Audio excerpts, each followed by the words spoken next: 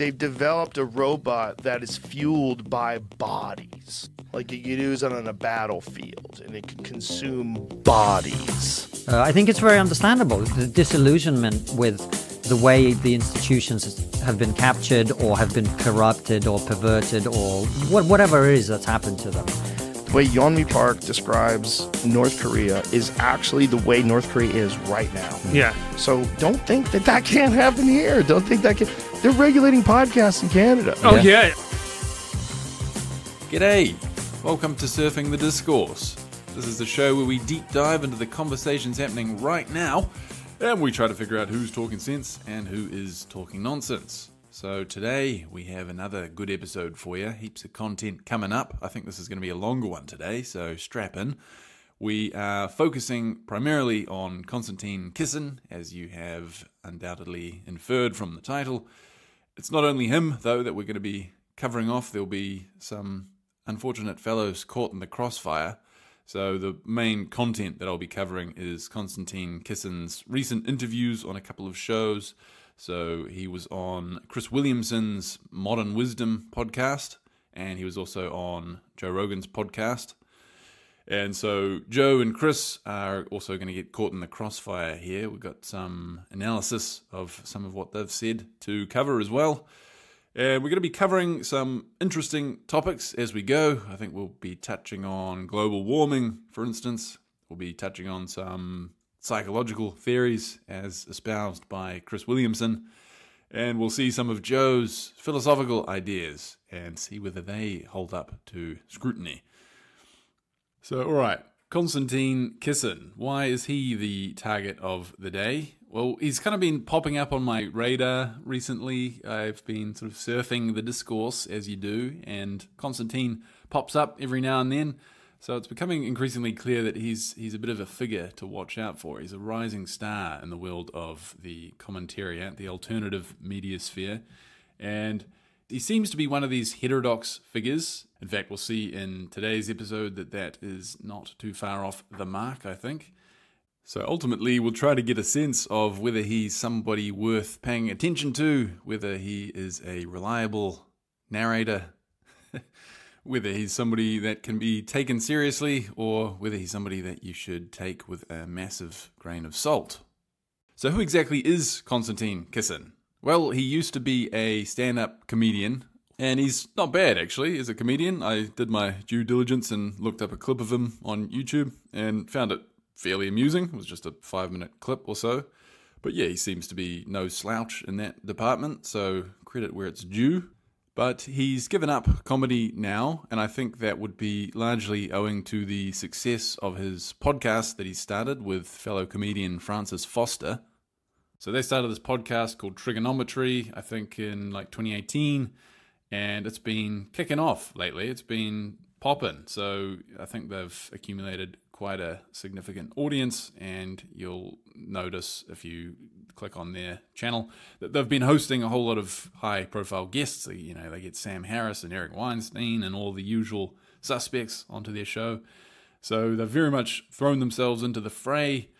Right, so as usual, I'm going to play a bunch of clips as we go along to give us a feel for Konstantin's character and the caliber of his thought, I guess, caliber of his thinking. But I'll give an upfront summary right now, just to give some of my thoughts on him before we kick off, and then I'll sort of refer back to these as we go. So we can say right off the bat that he's a fairly savvy operator, and hell of a scrappy bastard too. I've seen him get into a couple of arguments with Chris Kavanagh of Decoding the Gurus fame, and yeah, he was full of vigor in those little arguments that they got into. He kind of reminds me of Ben Shapiro a little bit. He has this kind of self-seriousness or like almost humorlessness, which is ironic given that he's a stand-up comedian, but similar to Ben Shapiro with this this very serious demeanor. And like Ben Shapiro, he also has this like sharp, acerbic quality to him, albeit to a lesser degree than Ben, I would say. And he's certainly not as much of a fast talker as Ben Shapiro. But also, like Ben Shapiro, he's got a kind of right-wing anti-establishment bent to him.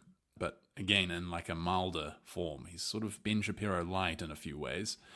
So as a result, I reckon he gets himself into a bit of a muddle on certain political topics, notably on climate change and on his stance towards the government and other institutions, this like broadly anti-institutional stance. I think that tends to get people into trouble conceptually, and so Konstantin, I think, is no exception there. So this anti-institutional streak that he's got and the way that it kind of deranges his thinking a little bit, or it seems to, I claim, I'd say this is one of his major foibles that we're going to be looking at. So I suppose this is one way I can broadly structure the analysis of Konstantin here. I can break it down into his general foibles. So the first foible would be the way that his anti-institutional / heterodox stance kind of deranges his thinking on various topics. And the second foible is this kind of rhetorical shiftiness, is what I would call it. So he kind of dances around on various issues. He'll say one thing in a given context and then later contradict himself, kind of depending on what is rhetorically convenient in that moment. We'll see a few examples of that. And I've got a couple of examples of him being what seems to be a little bit disingenuous, as in he kind of presents himself as having a particular ideal or value, but then later violating that. So a couple of minor little examples, but worth including maybe. So let me start by playing some clips in which Konstantin makes some declarative statements about himself. So then we'll see whether or not they're honest self-assessments. So first up, here's a clip. This is from an interview he did on the Decoding the Gurus podcast, in which he kind of gives his political self-identification. The way I self-identify is a kind of enlightened centrist. I see myself as being somewhere in the center, looking at both extremes and going, you're both crazy. Okay, well that sounds all right on paper, doesn't it? Enlightened centrist, he's just trying to figure out what the right view is, irrespective of any political leanings. One thing to point out, though, is that the term enlightened centrist, I certainly wouldn't be tempted to label myself that for a couple of reasons. First of all, just enlightened, like calling yourself enlightened, I don't know. I really don't know about that. The second reason is that term, enlightened centrist, like the way I perceive that is, because the only time I've encountered that term is there's a subreddit called Enlightened Centrism. And it sort of mocks people who claim to be in the center, who claim that sort of both extremes are wrong and that the correct answer is always somewhere in the middle. And so it sort of mocks these people. And I don't know if that term has currency elsewhere. I couldn't really find much on the internet. But yeah, anyway, it seems to be like a derogatory term that he's applied to himself. But anyway, I think it's clear that he's not quite the centrist that he claims to be. So his podcast, obviously, it's called Trigonometry, right? So, it's a very clever play on words there. Trigonometry, triggering the phenomenon associated with wokeness, with the left wing. So the podcast is kind of anti-left wing from the ground up, or at least anti sort of the extremes, the excesses of the left wing as he sees it. And so obviously you're going to tend to attract more of a right-wing audience. And so this renders you vulnerable to audience capture, especially if you are keenly focused on the metrics, on the performance of your podcast, on growing your audience. If you're sensitive to that, then you're going to tend to talk about things and host guests that are amenable to your audience. And so this might be a bit of a problem for Konstantin in terms of pushing him towards the right wing and ensuring that he doesn't give a fair shake maybe to certain left-wing views.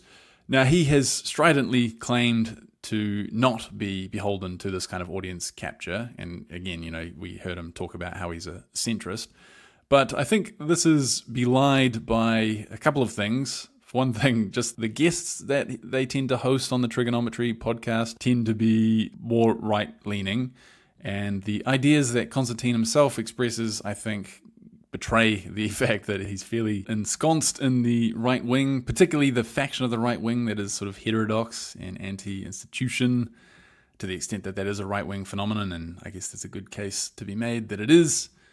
But we can get a little bit empirical about it. So if you go onto the Trigonometry YouTube page and just kind of scroll down and see the titles and the thumbnails, you'll see that there is a distinct leaning towards a particular side of the political spectrum. So, all right, let's actually move on to some of his views as expressed on the podcasts that I'm going to be covering today. And so we can ask ourselves, is he truly an enlightened political commentator? Or is he just a bog-standard, rightward tilted kind of anti-establishment figure? So this is one way of framing the foray that we're going to embark on here.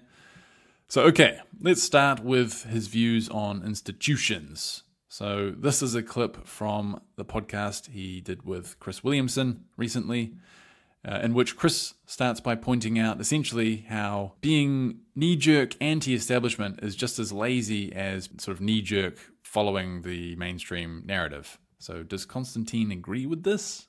But yeah, reflexive contrarianism is no more nuanced than reflexive belief of the hegemony. Yes.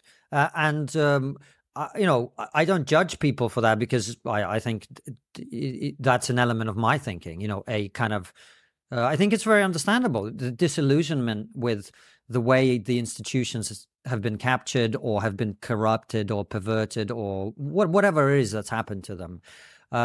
It is natural that would produce an equal and opposite reaction. I encourage myself and other people to go beyond that.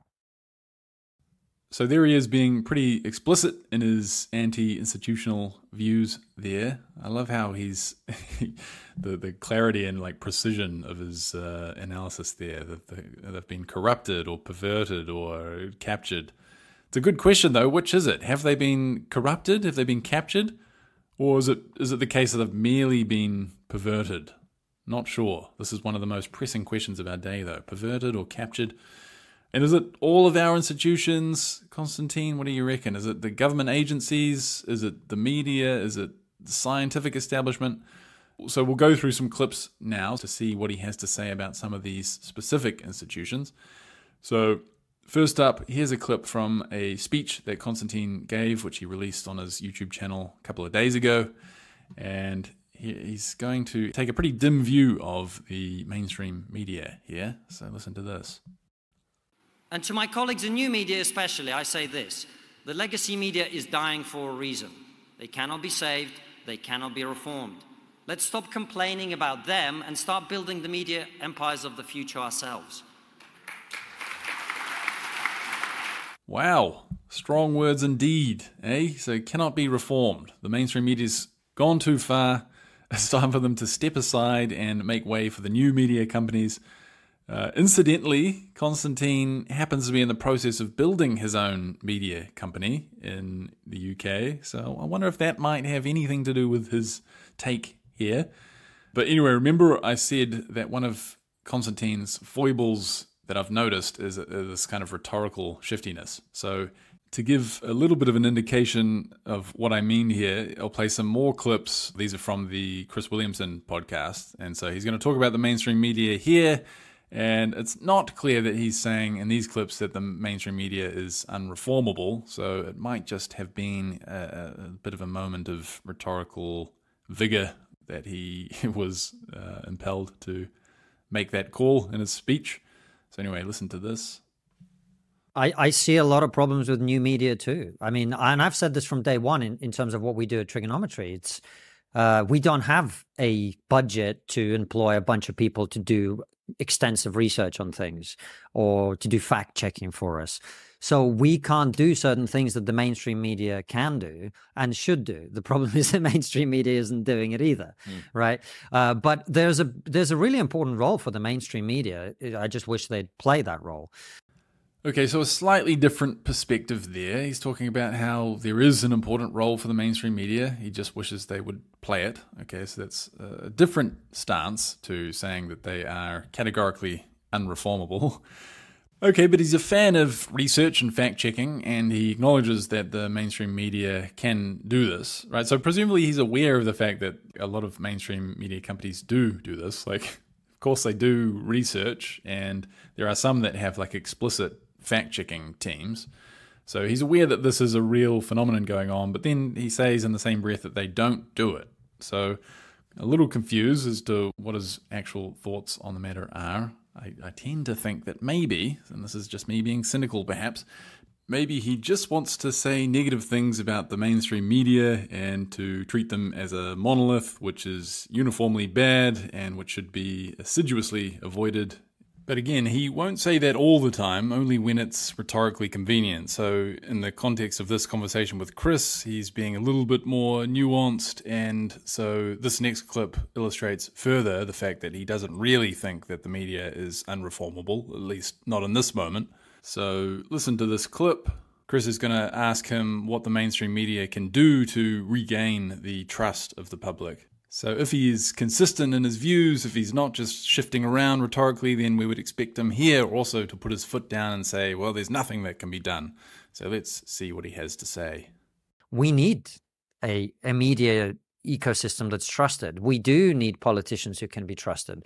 I'm not happy with the status quo that we've got at the moment where we trust no one, and with good reason.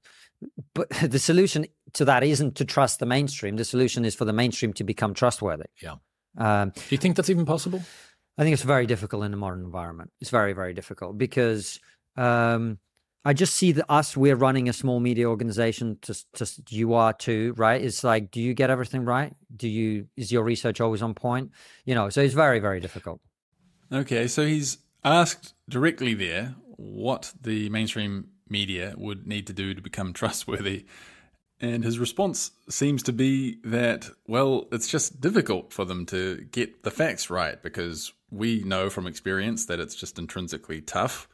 So presumably the mainstream media also faces the same challenges, and that's the hurdle for them. But this response is strange for a couple of reasons. First of all, because as he's already acknowledged, the mainstream media does have more resources than some independent podcast like his own. So they can do the fact-checking, they can do the research, and thereby overcome the problem that he's talking about.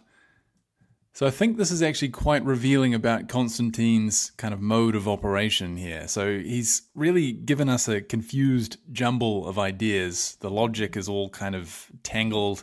He doesn't really know what he's saying in a given moment. He's contradicting himself. So let's just take stock of what he's said. He said, on the one hand, that the mainstream media can do research and fact-checking because they have the resources, but that they just don't utilize those resources to do that, though he didn't elaborate on why. And then he said that the reason that they're struggling with trust is because it's just hard to get the stories right. So here he seems to be saying that, even if they're earnestly making an attempt to get at the truth, they're just failing to get it right. But that seems inconsistent. And then elsewhere he said that they're unreformable completely. Like, it's just such a jumble of ideas. It's just such a gnarled, tangled knot of logic, and it's just obvious what's going on here, I think, which is that on the one hand, he's just wanting to cynically bash the mainstream media because that is a congenial position to take for him in his situation for a number of reasons. But the problem for Konstantin is, I think, that on the other hand, you actually can't really make a compelling and cogent case against the mainstream media that doesn't also veer into conspiratorial thinking and which avoids painting even the alternative media sphere with the same brush. So what I mean by that is that in order to indict the entirety of the mainstream media, what you need to do is you need some kind of sweeping explanation that accounts for why all of them are bad and unreformable, despite the fact that, it's not really a monolithic thing. It's comprised of a whole lot of different companies on different sides of the political spectrum with different audiences and different funding sources. So you have to put all that complexity aside and have some kind of explanation for why they're all bad. And in order to do that, you're either going to need to say that there's some conspiracy at play, they're all on the take, they're all paid off by Big Pharma or whoever it is, and Konstantin doesn't want to take that route. So the other alternative is to cite some kind of intrinsic incentives that apply to all media companies and that account for why they're all rotten, So an example is that maybe they're all trying to maximize clicks, and so truth takes a back seat. But those same incentives are also going to apply to the new media companies, such as his own, and so he's not going to be able to do that either. So I think the difficulty is that Konstantin wants to bash the entirety of the mainstream media, but in order to denigrate and delegitimize the whole thing, you necessarily need to paint everything with a broad brush, so you need some sweeping theory. But it's just not possible to come up with a sweeping theory that isn't conspiratorial and that doesn't also apply to the new media as well. So that's the predicament that Konstantin is in here. He needs to bash the mainstream media, but he can't do so cogently, and so you end up with just this hodgepodge of confused ideas which are inconsistently deployed depending on what Konstantin can make work in a given context. Okay, so let's move on to his views on another institution, the government. Okay, so according to Konstantin in this podcast with Chris Williamson, this is from a different podcast. This is from Konstantin. I sort of went ranging a little bit to try to get my arms around his views. So this is from some cryptocurrency-based podcast that he did. And here he's going to talk about how the government has become authoritarian. And presumably he's talking specifically about the UK government, but I guess more generally he's referring to Western governments. So here's this clip. And that is where we are, exactly where we are. I think this is one of my big worries about just the way we're going. And I do think partly it's technological. Like the government can be up in your business now because we've got the technology for them to be in it. But the other thing is, it enables people who want to meddle in your life to meddle in your life. And you see it everywhere. You said this thing not quite the way that I would have said, okay, let's get rid of it. Oh, you do banking in the way that we don't, okay, let's get rid of it. It's becoming, we're becoming quite an authoritarian society in terms of, and when I say authoritarian, people sort of think, I'm saying like we've got Vladimir Putin and putting people in prison. And that's not what I mean. It's just like the amount of freedom you as an individual have over your life is increasingly being constrained. You can no longer say exactly what you think. You can't do exactly what you think. So again, we've got really another jumble of low-resolution ideas here that Konstantin's giving. He's sort of painting a picture of an oppressive authoritarian government, but he's not really backing it up with good examples of why that is the case, why they are authoritarian. I don't doubt, though, that if you pressed him for clarification on what he means, I think he'd retreat to some more defensible claims. But the takeaway here is that, and this is pretty typical, I think, that he so often resorts to this kind of lazy anti-establishment rhetoric, which he makes these sweeping general claims, and it really does nothing to enlighten you or give you a sense of what's really going on. But it seems to me that all it really does is like reaffirm the worldviews of a kind of lazily anti-establishment audience that he might be pandering to. But maybe I'm being unfair, because he does actually go on to give a specific example of the kind of authoritarianism he means. So check this out. And COVID was just such a good example of this. I remember Francis and I were walking around and we went to Borough Market in London during one of these periods where you could be outside during lockdown.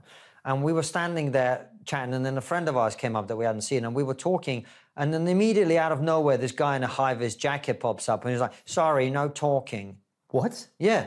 And it's just like... Did you tell him to fuck off? Pretty much. I mean, the sort of like... The Jobsworths are in charge now. You know what I mean? Yeah, totally. And it does my head in. It's so frustrating. Like, I think we need the government to be involved and to sort problems out. And there's certain things that aren't going to be taken care of by the market, and you need a safety net and all of that. I'm on board with all of that.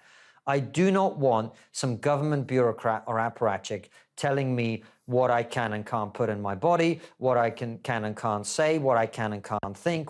Okay, but was there really a government policy of like no talking if you're outside in the streets of England or wherever he was at the time? Or was this just a case of some busy bastard getting up in their grill? Because the whole argument really hinges on that. Like, was this a government mandated thing? And even then, even if it was, you'd still need to put that into context, right, to assess whether it really is something that qualifies as authoritarian, okay, or tyrannical. And again, I know he doesn't mean actual authoritarianism, he says, but, this is the picture that he's painting. And I feel like the more detail we try to add to the picture and the more context we provide, the less it's going to actually seem like you can sustain that view of the government as this authoritarian tyrant. Okay, so continuing with this sort of anti-establishment heterodox theme, what are Konstantin's views on global warming? So I'll play a few clips from him on Chris Williamson's podcast, where he's going to lay out his views, or some of his views. Again, it's a bit of a confusing hodgepodge. But essentially, from listening to this and other clips on different podcasts, it has become increasingly clear that his view is basically just inherited wholesale from this guy, Bjorn Lomborg. So Bjorn is a kind of notorious climate contrarian. He's not your kind of typical climate skeptic who denies that global warming is happening or denies that it's human-caused. Lomborg's view is a little bit more sophisticated. So in a nutshell, the Lomborg view is basically this. Global warming, yes, it's going to have some detrimental impacts, but it's also going to have some positive impacts. So for instance, it's going to mean that fewer people are killed by cold weather. So really what we need to consider is the kind of net outcome of global warming. We weigh up the positives, the negatives. What's the net effect going to be? And then on the other hand, the governments are kind of seemingly implementing fairly drastic policy action now, and this is going to have severe negative consequences for the economy, for instance, and this is going to have a material impact on people's lives right now. So what we need to do is kind of weigh the net consequences of global warming against the consequences of drastic policy action. And, that's fair enough. That general framing is fine. But where Lomborg goes wrong is in cherry picking and using half-truths to assert a few things. So he tries to make the case that the effects of global warming aren't all that bad, and he will exaggerate the detrimental effects of the proposed policies that are used to combat global warming. So he's got his finger on the scale basically in his analyses, in which he tries to paint the picture that climate change, global warming isn't actually that bad.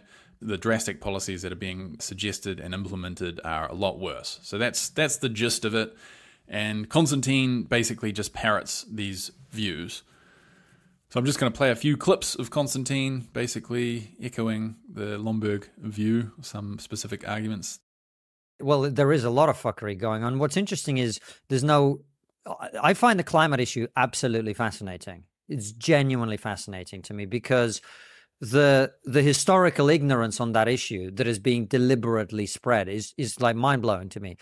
Do you know the Romans, when they occupied Britain, they grew grapes on Hadrian's Wall?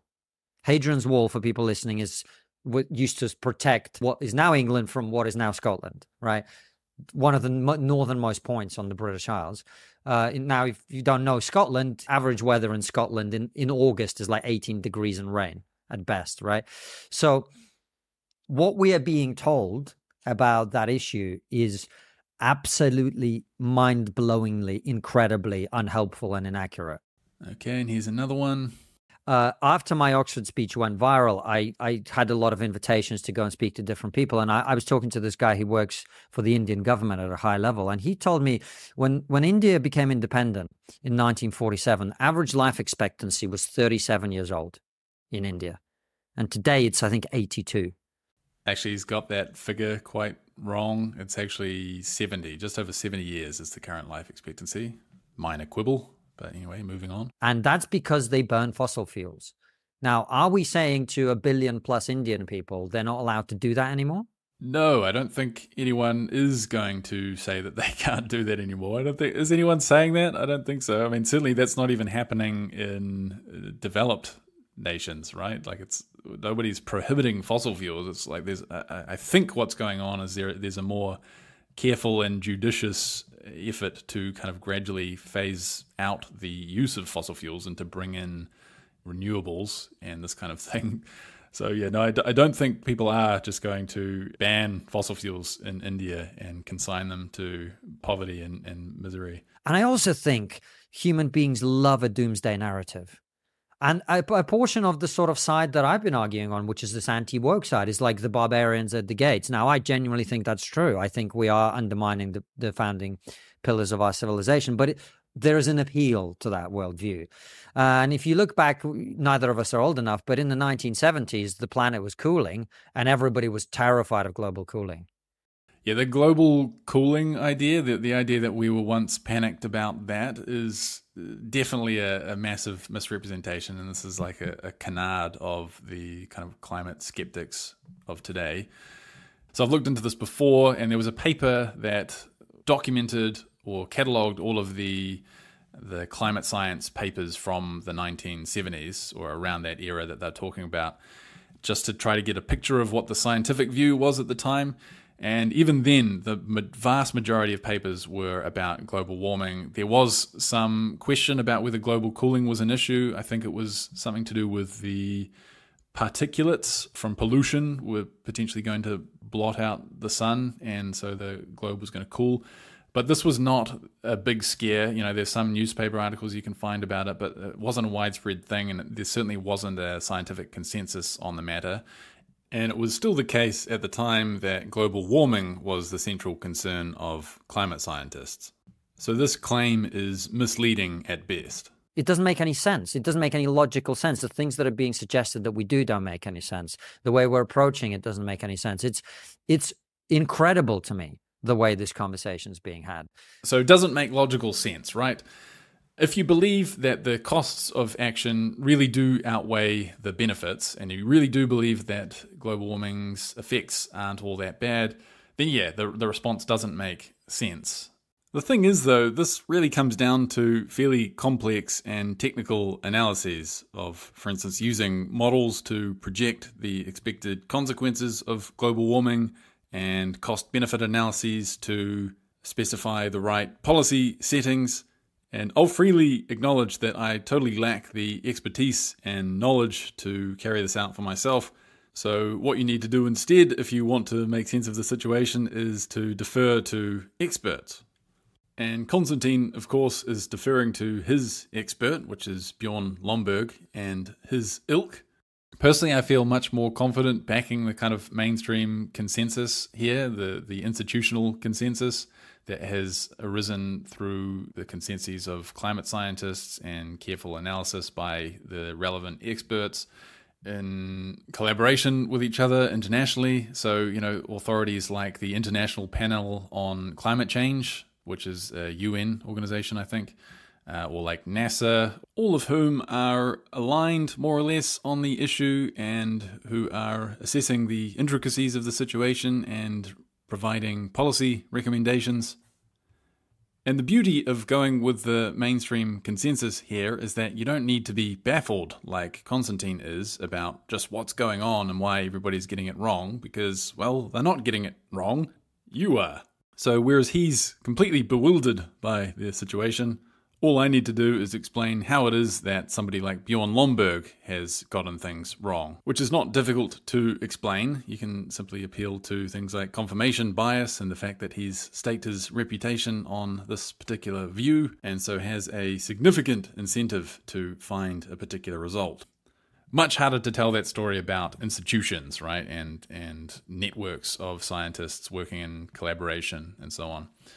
So it's a much more epistemically plausible and conservative view, I think, to take the general view of trusting the mainstream here.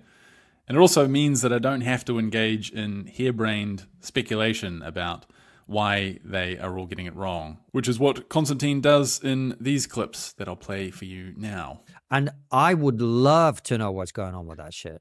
I would love to know. You got any theories? Well, one thing that's interested me a lot is obviously people are familiar with the concept of groupthink. But there's another thing, which is the Abilene paradox. I don't know if you're familiar with it. It's basically the idea that people will often do things because they think other people want them done. And you combine that with mass panic, indoctrinating kids into being terrified, etc. Okay, so Konstantin is proposing the so-called Abilene paradox, also known as the spiral of silence, to explain how everyone is getting global warming wrong. So this phenomenon applies to situations in which people pay some kind of price for speaking their true feelings, their true beliefs. So, for instance, I've heard this idea proposed as a partial explanation for why it was that the German public seemed to acquiesce or like go along with the Nazi regime. The idea was that speaking out against the regime would promptly get you denounced, so nobody was speaking out, and therefore nobody really knew what everyone else was thinking, and that made it impossible for any kind of resistance to form. So could this idea be applied to the climate change situation? Well, I don't think so, for a number of reasons. So think about what he's actually saying here. So the idea is that most people actually do subscribe to the Bjorn Lomborg view, but just don't tend to voice that fact because they assume that nobody else thinks that way, which is obviously ridiculous because the Bjorn view is not like more obvious or more intuitive than the other view. So how have people arrived at that view in the first place? And how is it that they've all arrived there without knowing that everybody else thinks the same way? It's just an outrageously stupid idea that's obviously wrong. And even if you can somehow apply this idea to your average Joe, it certainly does not apply to mainstream institutions. And that's really what he needs to explain. Like, how is it that these networks of experts across the globe are all getting it wrong as a result of this spiral of silence phenomenon? Incredibly dumb. Anyway, let's see one more clip from Konstantin on this issue. So this one's actually from the Joe Rogan podcast that he did. Right. Well, so in the UK, we have this obsession about net zero. And I'm like, okay, let's get our emissions down to zero. Let's say Britain produces no carbon emissions at all. And the ones that we outsource abroad, that's 2% of global carbon emissions. You just fucked our country to make no difference whatsoever to the problem. Okay, and I've heard him make this argument elsewhere. And in fact, I've heard this argument myself plenty in my own country, New Zealand. We're a small country and we have climate policies and people complain about the fact that we're not going to make any kind of difference. The thing is, this is collective action though, right? Like we're making it's not just, so we talk about Britain's 2%, combine that with the 2% from 10 other countries, right? And suddenly we're not talking about trivial numbers. We're talking about having an actual impact. So the reality here is that this involves collective action, collective agreements and commitments from all of the participating countries. This is why we have something like the Paris Climate Agreement, in which all of the countries sort of pledge to reduce their emissions, because it's something that needs to be done collectively, obviously. So this narrow-minded kind of blinkered view in which you just take the perspective of a single country and say, well, that's not going to have an impact, it's just kind of irrelevant to the reality of the situation, which is that we do have these collective agreements and collective commitments. So yeah, I really just think this speaks to Konstantin's bias here, because this is not a difficult point to grasp. And the only reason that somebody like Konstantin, who does have a brain, would think the way he's thinking is because he's got an obvious bias, right? Okay, so moving on. So we've already seen a couple of defects or foibles that Konstantin has exhibited. We've seen that he is wedded to a heterodox view of the world, and that this leads him to engage in some pretty shoddy reasoning. And we've also seen that he's a little bit rhetorically shifty. So he jumped around on his stance towards the mainstream media, depending on what suited his current purposes. And now we're just going to see a little bit more, not exactly shiftiness, but a little bit of disingenuousness. To be fair, these are some pretty minor examples, nothing too egregious, but I thought them worth including, if only because they're slightly amusing. So here he is this is actually from a different podcast altogether. This is him on a podcast called Impact Theory. And he's talking about the podcast that he recently uploaded on trigonometry, featuring Eric Weinstein and Sam Harris, in which they talk about the Palestine situation. How did that conversation go? It was awesome. We talked about Israel and Palestine for about 2 hours. And then we did Did they have different yes, views on it? They did. Yeah. And one of the things that we were keen on is that look, from a content creation perspective, disagreement is always helpful. Yeah. we didn't set it up as a Trying to help debate. navigate it well. Yeah, we didn't set it up as a debate. We didn't market it as a debate. That's not how it's presented. Okay, so he reckons they didn't set it up as a debate. They didn't market it as a debate. That's not how it was presented. I don't know though. If you look at the thumbnail and you look at the title of the video, the title is Sam Harris x Eric Weinstein, Israel Palestine. Okay, it doesn't say verse. Sam Harris versus Eric Weinstein. To be fair, maybe that's what he means. But then the thumbnail is like Sam and Eric's face, like sort of on. Sam's on the left, Eric's on the right. They're kind of facing each other. Sam's got this like defiant look on his face. It kind of looks a little bit like you were presenting it as a debate, but maybe not. I'm being nitpicky. Okay, that's not fair. Okay, so we'll move on to another example of him being what seems to be a little bit disingenuous. So this is going back to a clip from the Chris Williamson podcast. So for context, Sam Harris once appeared on Konstantin's podcast, or I think maybe on the Trigonometry podcast, and there was a clip taken from this that went viral in which Sam Harris sort of said something controversial, and he got roundly abused for this on Twitter and elsewhere on social media. So this is a clip of Konstantin saying just how bad he felt about what happened to Sam there. One of the things that Sam brought up on the episode with me was his infamous Twitter clip with you. What was the experience of that particular 180 seconds catching fire like? You know, I felt terrible when that happened. Really, really terrible. Because I've never been on the end of a Twitter shitstorm to that extent, but it's not pleasant. No matter how strong-minded you are, whatever, there's a reason that Rogan always says, don't read the comments, right? Like, there's only a certain number of negative comments you can ignore until just the volume of shit becomes overwhelming. So my primary concern, actually, I don't know Sam well, but was for his well-being, actually. I just worried how he would experience that more than anything. So I was worried about him, and I emailed him straight away just to, check up on him. And also we didn't put that clip out. We could have done, because we obviously understood that it was a controversial thing he said. Okay, so he felt really bad for Sam. He assures us that he didn't put that clip out. Although if you go onto the YouTube channel, though, there's a video that's titled Sam Harris Interview That Broke the Internet. So it kind of looks like he is using it to promote his podcast, but also listen to this. So despite how concerned he was for Sam getting all this flack, now he's going to talk about how that wasn't actually the most controversial thing that Sam said in that interview. We didn't put that clip out. We could have done, because we obviously understood that it was a controversial thing he said. And actually, most people don't know this, but that was not the most controversial thing he said in that interview, in my opinion. We talked about COVID on Locals, which was the paywalled section of the interview. And what he said there, I found quite... What did he say? I don't remember the wording, and people will have to go and watch it, but it was, I came away from that thinking that, he's overestimating the threat, and as a result of that is prepared to do some pretty drastic things. Okay, so on the one hand, I feel really, really terrible for Sam. I'm so sorry that happened. I'm not going to put that clip out. And then on the other hand, but actually he said something worse than that, guys. And if you want to know what he said, then you have to pay for the premium podcast or whatever. It's behind a paywall.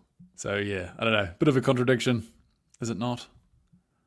Okay, so moving through the rest of the episode Konstantin did with Chris Williamson, I'll just play a few more bonus clips and then we'll move on to Chris Williamson himself. So in this clip, Konstantin is going to give an example of what he calls trade-off denialism, which is something that you'll hear him talk about ad nauseum if you listen to his recent stuff. So it's basically the idea that people don't tend to appreciate or even accept the existence of trade-offs for a particular view that they hold. So you might have somebody who is an advocate of free speech, and this person won't realize that there are trade-offs that come with having untrammeled free speech.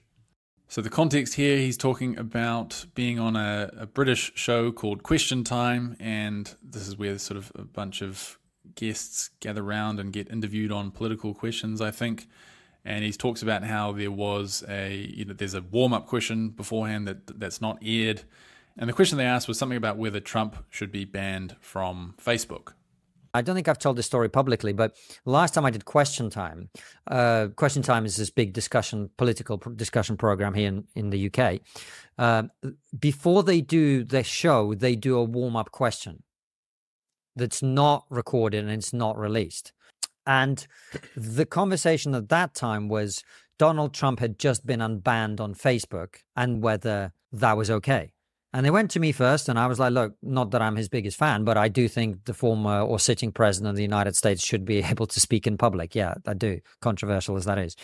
And then they went around the table and whatever. And then they went to the Labour woman who was there. Very nice woman. And she, without batting an eyelid, went, I think we should have the safest internet in the world. And I went, what, safer than North Korea? Right. This is coming back to this point about trade-off denialism. Like, they think safety doesn't have a price. And the other argument is freedom doesn't have a price. And the truth is they both have a price. And what we're trying to find is the right point in the middle between those two. Okay, so I just want to point out a little bit of hypocrisy there in what he said. So he's accusing this woman of being a total dullard and failing to appreciate trade-offs based on one line that she said, I think we should have the safest internet in the world. Like, maybe he's reading too far into that line. I wouldn't be surprised if the woman would agree that there is this trade-off, and yet she still thinks that we should put an emphasis on safety. Like, maybe there's a more nuanced position lying behind that claim. But all right, fair enough. Let's just assume she doesn't appreciate the possibility of trade-offs there. Well, what about his own answer to the question? He was kind of scornful of the idea that we might not give a platform to a president of the United States. He kind of made out like that was completely and utterly obvious, like a trivial point. Why is that even a question? Which kind of betrays his own lack of appreciation of trade-offs there. Because, of course, there are going to be some situations in which the president ought to be kicked off platforms, for instance, if they were inciting violence. And so there is a discussion to be had there, whether or not you agree with Twitter and Facebook and these tech companies kicking Trump off their platform. Certainly you have to agree that there is at least an argument to contend with for why it might have been a good idea to kick him off. But Konstantin seems to be denying that possibility, like one of his trade-off denialists, perhaps. Okay, so just a couple more clips from Konstantin before we move on, and then we'll cover a bit of Chris Williamson. Okay, so here he is showing some of his epistemic rigor. So Chris is going to speculate that since COVID, vaccine skepticism has gone through the roof, and we'll see what Konstantin has to say in response. Vaccine skepticism at large, I bet, has gone through the fucking roof. It has. Have you had a look at this? Yeah, of course it has. I know anecdotally, just speaking to people, how much that's the case. Yeah. Okay, so he knows for a fact, just from talking to people, that vaccine hesitancy has gone through the roof. Good to know that that's how he judges these kind of things. Me, I probably would have thought I needed to go to some polling data or something to get a sense of that. And so it turns out that, in fact, some polling has been done. And I'm just going to quote from a CNN article, which is referencing Pew Research, reliable kind of polling research center. And they say that nearly 9 out of 10 adults in the US say that the benefits of measles, mumps, and rubella vaccines outweigh the risk, a share that's remained unchanged since before the COVID-19 pandemic, according to data published Tuesday by the Pew Research Center. Okay, so doesn't really jibe with Konstantin and Chris's conjecture there. Maybe that'll turn out to be wrong. Maybe there's something wrong with the polling there, or maybe over time vaccine skepticism has increased, but that just wasn't reflected in that poll. But in any case, I think Konstantin needs to brush up on his epistemic practices a little bit so that he's not relying on anecdotes and just like people that he's talked to get a sense of the general sentiment across society. Okay, so another clip from him here. This is a point that I've heard him bring up a couple of times about the internet age and how that has deranged our thinking. And so he uses this metaphor here. Look, I think we're living in this is a metaphor that is overused, but it's sort of the invention of the printing press kind of situation. That caused 2 centuries of religious war. So I think what the social media in particular and the internet more broadly has done it has broken our ability to make sense of the world. Okay, so again, this is a pretty minor little quibble that I've got, but I just wanted to examine this view because he's put it forward a couple of times, and also it gives an opportunity to talk about something kind of interesting. So he's saying that the internet is like the invention of the printing press, and on this metaphor, the printing press led to centuries of religious war. So the idea is that it caused centuries of religious war. Now, what Konstantin is referring to here, I think, is at the time of the invention of the printing press, this is when Protestantism started to kick off across Europe, and supposedly the spread of these ideas were facilitated by the printing press, and I think that's true. I think that's generally accepted to be the case, and so it did help to kind of catalyze the movement, and there was a whole lot of warfare in the wake of this. But I think it's a weird claim to make that the printing press is this significant cause of war. Because for one thing, we just consider the previous few centuries, consider the previous millennia, there'd been rampant religious war. So, this is not a new thing. So I think it's not very clear that the printing press was the key causal factor here. And it's certainly not what I would think of as the main legacy of the printing press, that it led to warfare. Also, what Konstantin's analogy kind of implies here is that the cause of violence and conflict is the rapid propagation of information through society, because that was the role that the printing press was supposed to have played in the religious wars after its invention. But I think most people who would indict the internet as the cause of modern day conflicts would not say that the reason for that is because of how it allows the rapid propagation of information, although of course that's a sort of prerequisite, but rather they'd talk about the information siloing and the fact that certain messages are amplified on social media and this kind of thing. So really things that are unique to the internet. Okay, so that's Konstantin done and dusted. Now we'll move on to Chris Williamson. All right, so I did kind of glancingly cover him in the episode I did on Eric Weinstein, but he didn't really offer me much to assess there, so I didn't really have too much to say about him. But by now I've listened to a few of his podcasts, so I can make a few general observations now. Critical observations, obviously, because when I'm listening to these podcasts for the purposes of making content, I'm in a pretty hypercritical frame of mind. I'm sort of being a bit of a curmudgeon as I listen. So yes, I've picked up on a few things that are perhaps worthy of criticism, but at the same time, Chris has a lot of positive qualities, I guess, to offer. Listen to him for yourself if you want a balanced perspective. I'm just really here in my capacity as a kind of policeman of epistemology, so I'll be a bit harsher, perhaps, than is warranted. So, two things that I've picked up on, I think, two major things. So the first is that he prolifically regurgitates slick-sounding ideas and frameworks that he's picked up from his guests, or that he's picked up from his readings or whatever. And to his credit, I'll say this is a positive thing. He does seem to have a prodigious memory for quotes and for the names of theories and the people who originated them. That is an enviable skill. He's definitely knowledgeable with this kind of stuff. Less enviable, though, is apparently how uncritically he absorbs a lot of these ideas and then just parrots them. So we'll go through some examples. What they'll kind of show is that he's picked up some idea which is on reflection, on some fairly basic reflection too. The ideas don't really stand up to scrutiny. So I think he ought to be more selective about the ideas that he takes on board. So, okay, some examples.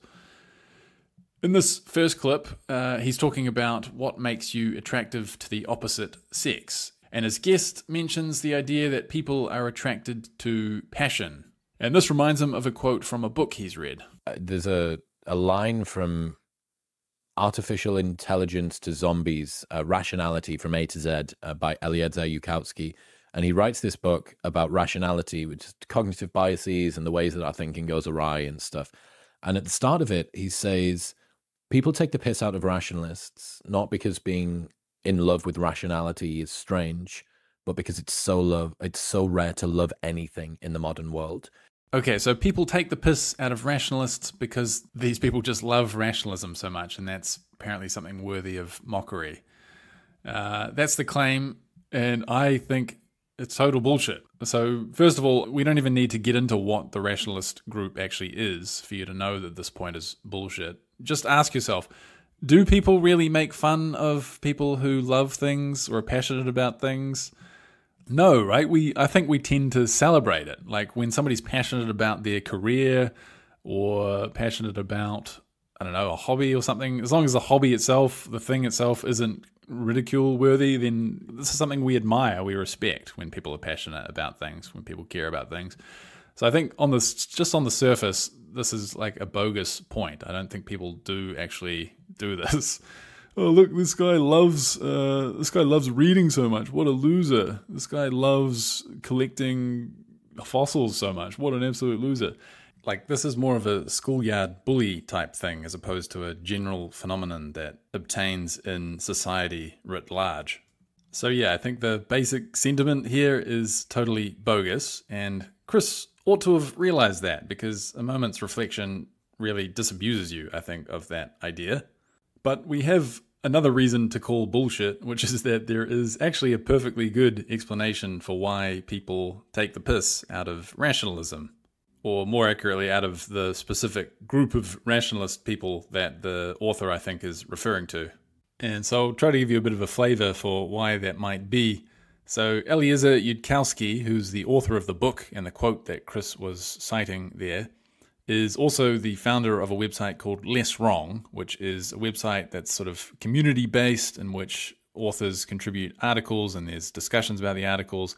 And the founding principle of this website is basically rationalism, trying to find the truth of reality by using rationalist methods. And I've read a bunch of articles on that website over the years. They vary in quality. You know, it's obviously a crowdsourced thing, so I've read a lot of good articles, I have to say.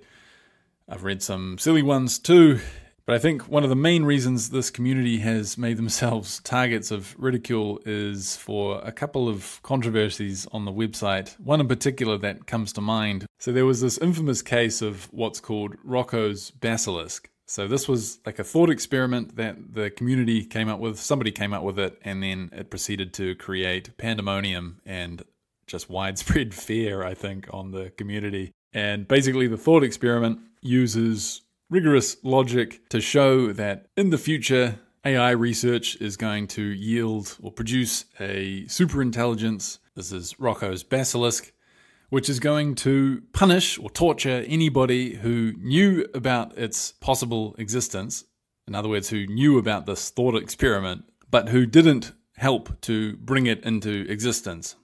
So there's an impressively convoluted logical argument behind this, and a lot of people seemed to have been convinced by it. I think even Eliezer, the founder of the site himself, banned all discussion of the thought experiment for a period, and that seemed to be because he viewed the thought experiment as a, quote, information hazard, so information that could actually be dangerous if it was to be disseminated. So regardless of how impressive or difficult to knock down that argument might happen to be, you can certainly understand why this community has been the subject of a bit of mockery and piss-takery. Or maybe it is just because they love rationalism so much. Who knows? Okay, a second example of Chris having picked up in this case, a psychological theory, apparently rather uncritically. So I'll play this clip for you. I love this idea that an absurd ideological belief or an extreme ideological belief is a show of fealty to your own side and a threat display to the other, right? And the more absurd or extreme the belief, the more likely it is that your own side can trust you and that the other side should fear you. Do you know what I mean? That if you have to put reason and sensibility and common decency to one side in order to, like, here I am holding my hand in the air for whatever the current thing is, your own side sees you as a reliable ally and the other side sees you as a formidable foe. Okay, so I guess this is an idea that's supposed to be rooted in evolutionary psychology. So there's two parts to it, really. First, holding an extreme or absurd view makes your in-group, your tribe, I guess, trust you more. And by extreme or absurd, I think we're talking about conspiracy theories generally. I'm pretty sure I've heard this as a possible explanation for why conspiracy theories are so rampant today. And the second part is that holding this extreme or absurd view makes outgroups fear you more. Okay, so two separate ideas. I'll address them separately. So the first idea, does holding extreme or absurd views make your tribe trust you more? Is this a plausible idea? Well, okay, so suppose, let's take a concrete example and just test our intuitions here. Suppose we're talking about Republicans versus Democrats. If you're a moderate Republican, say, do you feel more warmly and more trusting towards another moderate Republican who shares your views? Or do you feel more warmly towards somebody on the far right who expresses views that you find, quote, absurd? Because it seems pretty obvious to me that the far right person is more of a liability and an embarrassment for your cause and not an asset. And I feel like you would feel more warmly about the person who shares your views. So just intuitively, I don't think it really stacks up. I also did a quick look to see if there was any actual research on this, and I did find one paper from 2022. I'll link that in the show comments, but it did not find in favor of Chris's idea here, or the idea that he's picked up. So yeah, empirically it seems wrong, and also intuitively it seems wrong. But what about the other half of the idea here? So the idea that absurd or extreme beliefs are perceived as threatening to other groups. Again, I can think of a few objections to this idea right off the bat. So first of all, just ask yourself, do you perceive flat earth people, for instance, as threatening or quote-unquote formidable foes, as Chris suggested? Personally, I don't. I view them as more absurd and kind of amusing. I guess if we're talking about like explicitly violent beliefs, so extreme violent beliefs, that would be obviously threatening, straightforwardly. But Chris is not talking about violent beliefs specifically. He's just talking about extreme, absurd beliefs. Okay, so I can think of a few more holes to try to poke in this argument, but you get the idea. We'll move on to another example just to illustrate how Chris seems to hoover up and apparently accept information without really vetting it. So in this clip, he is going to recall something that Konstantin had told him on a previous occasion. And then Konstantin basically clarifies that he doesn't actually know it's a fact, but Chris just seems to have picked it up all the same. I was fascinated. He taught me about this in Austin when we were hanging last time. I thought it was really fascinating. He taught me as well ambient water, not refrigerated water. Should avoid drinking cold water too much. Well, just that's their way. That's how they see it. And I'm by no means an expert, but generally ingesting cold things is not good for you. So yeah, that was just a little microcosmic illustration of Chris picking up an idea that turned out not to be very robust. But okay, let's move on to another proclivity that I've noticed Chris has, which is kind of rampant armchair psychologizing. So he frequently offers up his own kind of casual psychological analyses of people's behavior. He kind of diagnoses mental states and diagnoses the human condition a lot of the times, often in very sweeping general terms. But many of his ideas here I find totally spurious. I point this out just because he does it quite frequently. And so here's one example. The context is that Konstantin has just been ranting about climate change, the climate change issue, and saying that people's behavior has been cult-like. And this is what Chris says in response. Whatever you think about the climate issue in and of itself, our response to it is strange. People are just looking for a cause. Yeah. Right? Yeah. And this is why COVID was so captivating on both sides, because it gave us a righteous war to wage. And again, when you've got a multiplicity of ways that you can go with your life, the man box has been blown open. Nobody says that you should be this for masculinity. Maybe I don't even need to get into a relationship. I can just boss bitch or like incel my way through the next however many decades of my life, do all this sort of stuff. Here's a single vector along which I can move. I'm no longer in an open field. I'm on a set of railway tracks. I get that he's just like spitballing here, and to his credit, he sometimes announces when he is spitballing, when he's like going to engage in this kind of theorizing about psychology. But here he presents this idea as fact, right? And more egregious, in my view, is that it's not a very good idea. So let's examine it in a little bit of detail. So according to Chris here, people are overwhelmed by all the complexities, by all the possibilities in life, and so they find comfort and relief in the simplicity of a cause, like the politics of COVID or climate change. You've got a single vector, single dimension. So I would quibble with a lot of this. First of all, are people really overwhelmed by all the possibilities in their lives, such that they're like actively seeking simple things to like shelter in? That sounds dubious, but we can grant that it's true just for the sake of argument. Okay, but now the thing to point out is that if you do adopt a cause, like, say, becoming a climate skeptic, that doesn't just magically make all of your other concerns disappear, right? Like, if anything, you just added one more thing to be, like, confused about or to be overwhelmed by. Yeah, it just doesn't seem to be plausible on any level to me here. Okay, one more. I think this is somewhat in response also to Konstantin talking about climate change. If this clip sounds like a non sequitur, that's because it seems to be. It is. Like, I have no idea how it's supposed to connect to what they had been discussing. Try to work it out, but I can't really make heads or tails of it. But anyway, here's this clip. Yeah, I understand, man. Like, people feel like they're being left behind. They feel like life is happening to them or happening for other people, and they're not a part of it. And I get that. Like, it's disquieting. Life is going on. My friends are moving on. The world is changing, and I'm all confused. I am all confused, but mostly just about what Chris actually means here. Again, it's another diagnosis of the human condition. He loves to do this kind of thing. He seems to be saying that people generally, I guess, feel left behind, and that's because, for one thing, their friends are all moving on. But obviously, this generalization doesn't encompass the friends themselves who are moving on. So it sort of applies to a subset of people, namely those people who have friends that are moving on and who are all confused for some reason. I'm not sure what to do with this, really. I guess it just captures this mode of conversation that Chris often seems to default to, where he sort of makes sweeping statements about the human condition, often invoking like psychological concepts he's picked up on and like sprinkling in his own intuitions. And all too often, it seems, without like thinking it through at all. And to be fair, if you're just spitballing in a conversation, that's fine. I'd be interested to see how many of these kind of errors and mistakes I would make if I was interviewing or being interviewed on a podcast that was going to go out to millions of people.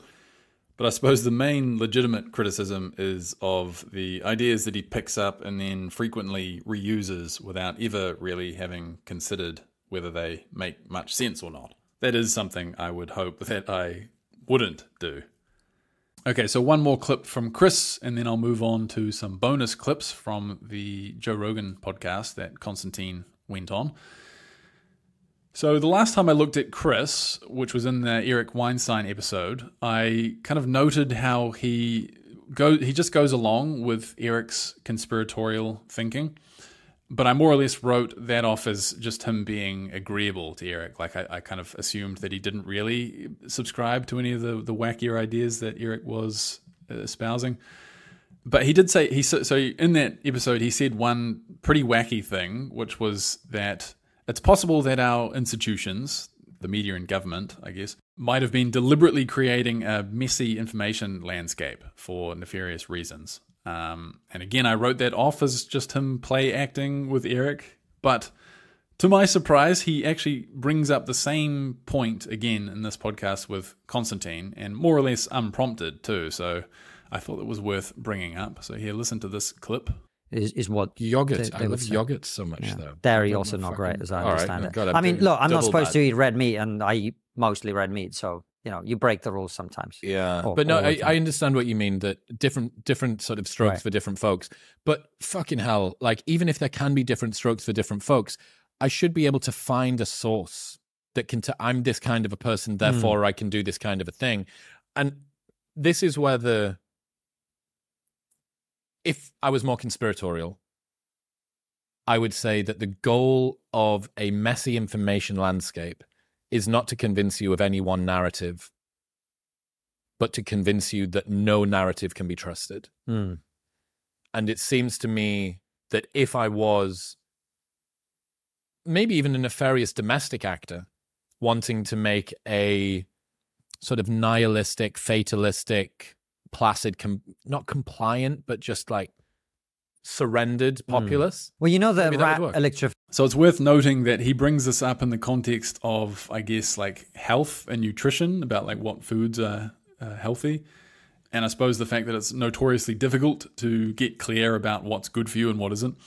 So is he talking about that as being deliberately done? Like, even if we adopt the conspiratorial mindset for this hypothetical, I don't even think it makes sense within the logic of a conspiratorial worldview, does it? Like, why would a messy information landscape make people compliant or, as he says, like surrendered? Especially if we're talking about health information, but even just more generally about the political situation. Like, why would that be a good thing to mess up the information landscape? Not really clear, but anyway, we'll move along. So on to some bonus clips here from the Joe Rogan episode. Okay, so this was a recent episode that Joe Rogan did with both of the guys from the Trigonometry podcast. So Konstantin Kisin and his partner in crime, Francis Foster. So they talked about a range of different topics, and I've picked up on a few little clips here, which are kind of worth commenting on. Okay, so they bring up this issue of the Canadian trucker protests that happened back in the early stages of COVID. I can't remember what it was about. Maybe they were protesting against lockdowns, or maybe it was against like the need for vaccinations to stay employed in certain sectors. But I've heard Joe bring this point up so many times in different podcasts. I've heard it talked about by a range of different heterodox anti-government kind of figures. So I wanted to just briefly comment on it here. So what happened is that a bunch of the organizers, I think, of this protest had their bank accounts frozen. And to people who are sort of against the whole COVID response by the governments, sort of the Joe Rogan, the heterodox crowd, they were appalled by this. They're like, oh my God, you're freezing these people's bank accounts? This is just shocking. And I'm thinking like, okay, these truckers were breaking the law, right? They're blocking roads. I have a feeling that people would be less shocked if they were just being arrested and put in prison, right? Because, you know, they are breaking the law, and this is sort of what that entails. But for some reason, freezing the bank account is like way worse, even though it's like much milder. And I imagine the reason that was done was because they couldn't actually find the organizers, and because this would actually potentially hamstring their attempts to keep these things going. So I find that response to be perfectly valid, the freezing of the bank accounts. But listen to this clip, because their issue, I think, is not just with that. I've heard them talk about that specific thing elsewhere, but they bring up something else here. So listen to this. What Trudeau did with the trucks. Yeah. Yeah. Terrifying. We just had one of their guys on to talk about it. Not just the truckers, but people who donate to the truckers got their bank accounts closed. Yeah. Yeah. Well, that is wild. Okay, yeah, so they claim that it was not just the organizers, but anybody who donated to the cause. And having looked this up, it doesn't really seem to be substantiated. I think at worst, it looks like maybe one person who donated had their bank account frozen, which if true would be, you know, obviously a bad thing. We certainly don't want that to happen. But I think there can be significant doubt cast on even that being the case. I forget the details, but basically there's no real solid evidence. I think there's a claim made by one politician who said that one of their constituents reached out to say that this had happened to them, and I think that's about it. Certainly it wasn't something that was happening in a systematic way. They weren't freezing all of the donors' bank accounts because, you know, I think if we just do a sanity check here, because the Canadian government isn't actually tyrannical and tend to try to enforce the law judiciously. So yeah, I just thought I'd comment on that because I often hear it popping up. And just my main point there is that when people express how shocked and appalled they are about bank accounts being frozen. It's like they don't seem to consider the fact that laws were being broken here and that this was actually a much more moderate response than actually imprisoning them, which I feel like they wouldn't have kicked up a fuss about. So yeah, just wanted to comment on that. We've got a few more silly Joe Rogan takes here. Sorry to clown on Joe Rogan a little bit, but he in this podcast brings up some ideas which I've heard him express elsewhere, and I couldn't resist giving a little bit of a critique of some of these ideas. Okay, so here's this idea that Joe Rogan just brings up all the time. It's this electronic caterpillar idea, which might be familiar to you if you ever tune into Joe Rogan. So I'll let him spell it out here. I'll actually play two clips. I'll play one from the Konstantin podcast and then another one from a different podcast to show you that he is often harping on about this idea. You'd see if you were really objective, like what does this species do? They make better things. Yeah. That's what they do. They're like, even in Star Wars, they never made anything better. Go back to like fucking Luke Skywalker, like the first movie, Star Wars, and then to the last movie. They basically have the same weapons. Yeah. Same fucking light speed capabilities, same problems with their spaceships. They didn't get any better. We get better constantly. Yeah. We're constantly obsessed with innovation. And if you just looked at the species as a whole, like what is it doing? It's making better stuff. Yeah. And even the things that are weird about it, like this desire for material possessions. Well, one of the things that does is it facilitates consumerism. It facilitates people buying things. That facilitates innovation. You got to sell more things to people. I got to get you to buy a new TV. You already have a TV. I got a better TV. And this is constant, whether it's computers or cars or whatever it is that we make. Everything's better.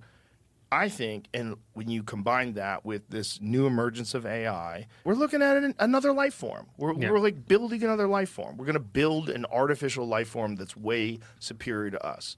We're the electronic caterpillar that is building the cocoon. The way I would look at it is like there's obviously a progression going on, a biological progression. There's some sort of an integration with technology. There's some sort of imperative, this need for technological innovation. It's inescapable. Everyone has it. And I think it's attached to materialism in some sort of a strange way because so many people work so hard to get new things. And like, God, that seems so illogical and preposterous and it makes people unhappy and depression's on the rise, but nobody seems to be able to stop it. Like, why is that? Well, maybe it's because we are the electronic caterpillars that give birth to the butterfly. Maybe that's what we're doing. That Maybe could very well be. What our job is to do is to make some sort of a cocoon, and we don't even know we're doing it while we're doing it. Do you think a caterpillar is aware? Like, hey, caterpillar, what are you doing? Man, I'm doing my thing. It's my job. I have to make a cocoon. Then I'm going to become like a butterfly. This could be a natural part of evolution. It could be. That we're just supposed to do this. Exactly. It's kind of interesting just to get a sense of Joe Rogan's views here because I've heard him, like, he's had so many evolutionary biologists on and so many guests who are just biologists, and he's talked about evolution so many times, but yet he's making this fairly basic error, I think, when thinking about evolution. So he has what is called in philosophy a teleological view of evolution. So it's this idea that creatures, species, are evolving towards something. There's like an end state, that's sort of an attractor state that evolution is kind of deliberately evolving things towards. So specifically, he has this idea that humanity is evolving towards the state in which they produce an advance like AI or something that they give birth to. If you think about it, this is a pretty spooky idea, right? It kind of means that, how would this kind of teleological thing be written into the universe? It implies some kind of creator, some kind of intelligent design of the universe, I think, or at least an intelligent designer of the evolutionary process. So it requires you to have this fairly spooky view, but, maybe he would be happy to avow that. The other thing to point out is that this implies a mechanism which is completely at odds with the mechanisms of natural selection as we understand them. So we have a pretty good idea of how natural selection works at the level of genes and at the level of populations. And if you try to add in this ingredient of like teleology, of working towards something, it doesn't really jibe. So I don't know. I have actually seen there are some more sophisticated takes on this idea. Generally, they will be from people who are Christians, or at least have this kind of Christian sensibility in which they want there to be an intelligent designer. So Yeah, I just wonder if Joe Rogan is aware of all these implications. It's quite possible he isn't, but I've heard him bring it up so many times and nobody ever pushes back, even sort of scientist types. They don't point out the logical implications of the view. And it would be interesting to see if Joe would continue to hang on to this idea, if he'd fully explored it. Okay, so I've got another clip of Joe here. And so here they're talking about aliens, and Joe is going to wonder whether aliens have reached some level of evolution whereby they've managed to overcome any violent or self-destructive impulses that they might have. And he's going to wonder whether humans are on that evolutionary path towards some form of enlightened, peaceful state, and whether the recent apparent feminization of men is part of that process. Right. Maybe they've engineered that out. Maybe that's part of the feminization of males. Maybe that's part of the, and for real, maybe that's part of all this like gender chaos. Maybe that's part of the microplastics that are endocrine disruptors that are fucking pesticides and all sorts of other things that are fucking with people's reproductive systems. Maybe it's like a natural, gradual change that the species must take in order to evolve to the next stage, that it has to like sacrifice its lust and anger and fury and all these chimpanzee instincts that are really associated with dominant male hormones and primate behavior that we see in the jungle. Okay, so this is more teleological thinking. So there's the idea that humans are being pulled towards some end state by evolutionary processes, however that is supposed to work. So this notion that men are becoming more feminine, I don't know whether that has any basis in reality, but if it does, it's certainly a social phenomenon rather than an evolutionary phenomenon. So what Joe's hypothesis here entails is that this social phenomenon is part of a deliberate evolutionary mechanism to evolve humans to this state that he's talking about. And not only is there this social phenomenon contributing to it, but he's talking about the microplastics, which apparently have some sort of effect on the male reproductive system. So he's wondering if this as well is part of some deliberate plan, some deliberate process. So again, I'm not sure whether this reveals a profound misunderstanding of natural selection on Joe's part, or whether in fact he does hold some fairly spooky teleological ideas about how evolution works. It would be interesting to pick his brain there. You know, it's perfectly possible that he's actually thought all this through and is committed to a kind of divine worldview in which some form of god or intelligent designer has set everything up such that humans are on this evolutionary pathway. But yeah, it's interesting. Okay, here's another clip of Joe saying something kind of silly when he's talking to the trigonometry guys. I think they're on an anti-institution buzz here, so listen to this clip. The way Yeonmi Park describes North Korea is actually the way North Korea is right now. Yeah. So don't think that can't happen here. Don't think that can. They're regulating podcasts in Canada. Oh, yeah. I know. It was yeah. Okay, yeah, so that's Joe likening what's happening in North Korea to the regulation of podcasts in Canada. I think so. That's absurd, obviously. I think the reality of the regulation is something like Canada is requiring or looking to require streaming services, so podcast streaming platforms in Canada, to have a certain amount of like Canadian content or something like that. So I mean, it's hardly Big Brother. They kind of talk about it in more sinister terms in this podcast, but yeah, you can disagree with it for sure, but like to present it as one step towards North Korea is obviously completely outrageous. Okay, so I've got one more clip here. This is Joe Rogan being Joe Rogan. So he is talking about this robot, this eater robot, EATR, that I think was being developed but no longer is, which he claims is designed to eat bodies on a battlefield so that it can sort of sustain itself. But the reality is, and I'll tell you this up front so you can just listen to him as he talks about it in this clip. The reality is there was the development of this robot that had the ability to eat sort of plant matter, I think, specifically so that it could burn it, right, and generate energy from this. So combusting some kind of fuel to generate energy.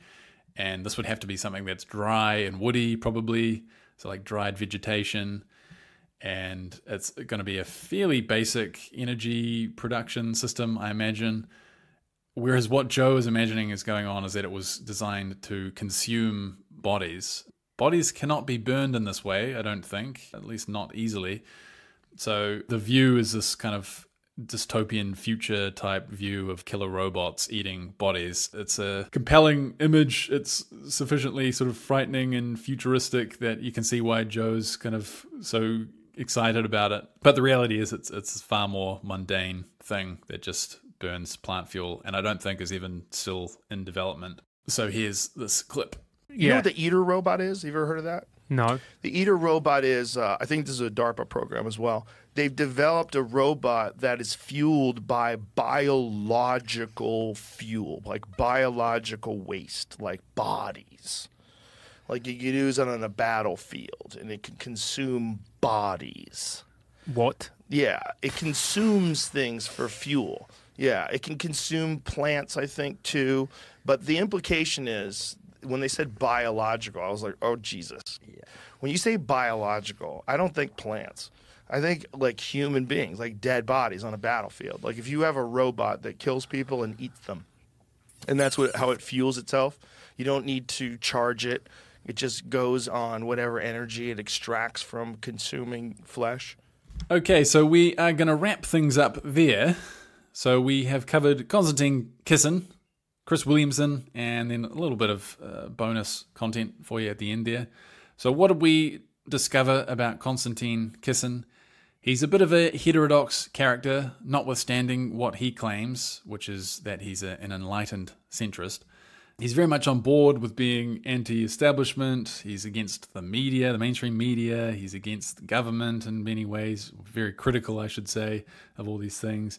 He speaks in kind of broad and sweeping and low-resolution terms about all these things to essentially paint a picture that they are sinister or incompetent or, what did he say, captured or perverted or what have you. So he's got this significant anti-institution bent to him, very much in line with what we would expect from somebody that has a right-wing podcast that rails against things like wokeism and that has gradually cultivated, I think, an audience which is receptive to all these ideas.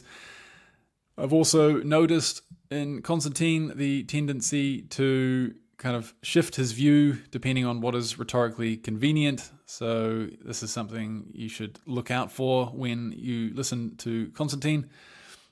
Actually, I'll play one more clip as well, because this lets me end on a positive note respecting Konstantin. So this is from the podcast, the discussion that he hosted between Eric Weinstein and Sam Harris. And this is him kind of trying to keep Eric in line. So Eric has this tendency to like use overly technical jargon that nobody really understands. And so I was happy to see Konstantin kind of calling him out for that here. So here's this little clip. Code. This is like 8 lines of code that every time you run them produce the same amount. It's not the fact that it's the clearest piece of code, Sam. It's the fact that it has no repressor bound to it, to borrow a metaphor from DNA. Okay, but and so in Deuteronomy we have repressor bound to bad code, so the code doesn't run. The problem is that all the safeties are off the gun. You've got promoter rather than repressor for some collection of people. For some other collection... Eric, explain that in a different way. Sure. It's too complicated. It's not that complicated. It's not that complicated for you, but it's too complicated for me to understand and therefore for a lot of people watching. So explain it simpler. Okay, and Chris Williamson too, we covered. So a couple of observations about Chris Williamson. One is that he absorbs ideas. He's got a prodigious memory for kind of theories and terms and quotes from people. So you'll notice him frequently referring to somebody's idea, and to his credit, he doesn't claim them as his own generally, I don't think. The problem is that he is far too eager to pick these ideas up and regurgitate them uncritically. So as we saw, some of these ideas were fairly weak, and there are more examples you'll find in his podcasts. Second observation is that he frequently likes to engage in this kind of armchair psychologizing, and I don't know, sometimes maybe it's good. The examples that I've seen have left a lot to be desired, but hardly a scathing indictment of the guy. And so yeah, I might in the future do an episode solely on Chris and see if we can confirm whether this pattern holds up.